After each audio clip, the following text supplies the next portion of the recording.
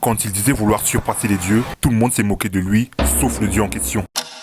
Blackstar a toujours crié son ambition, dépasser Dieu. Un rêve vu comme ridicule, arrogant et presque provocateur. Les autres se moquent, l'ignorent ou veulent le rabaisser. Mais Kid, lui, il n'a jamais ri. Il a compris. Parce que Kid est littéralement le fils d'un dieu. Depuis toujours, on le met sur un piédestal. Il sait ce que ça fait d'être vu pour ce que tu représentes et non pas pour ce que tu es. Blackstar était l'un des premiers à traiter Kid comme un égal, voire comme un rival. Il ne s'est pas arrêté à son statut ni à sa puissance. Et c'est exactement ça que Kid respectait. Pas d'admiration aveugle, pas de peur, juste une rivalité pure. Une forme de reconnaissance presque fraternelle. Et leur relation s'est construite dans les épreuves. Les mêmes épreuves que nous car nous sommes bientôt 20 000. Alors abonne-toi si t'aimes le contenu. Après son deuxième combat contre Mifune finit sur une défaite, Blackstar commence à douter. Il sent qu'il perd le contrôle et commence à sombrer dans la violence. Il n'y a que Kid qui arrive à le confronter, pas pour lui faire face, mais pour le ramener à lui-même. C'est leur vrai premier choc. Un combat entre deux visions du monde, mais à la fin, un message d'amitié. Plus tard, quand Kid est piégé dans le livre des bonnes, c'est au tour de Blackstar d'intervenir. Kid est perdu, confus, presque prêt à se laisser aller à ses doutes. Mais là, c'est Blackstar qui frappe. Il l'oblige à se relever et à revenir à la réalité. Encore un combat, encore une main tendue. Ils se sont mutuellement sauvés, pas avec des grands discours, mais avec des coups, de la tension et du respect. Parce que derrière le dieu et l'enfant maudit, il n'y avait que deux adolescents perdus, qui voulaient être reconnus pour ce qu'ils sont et non pour ce qu'ils représentent.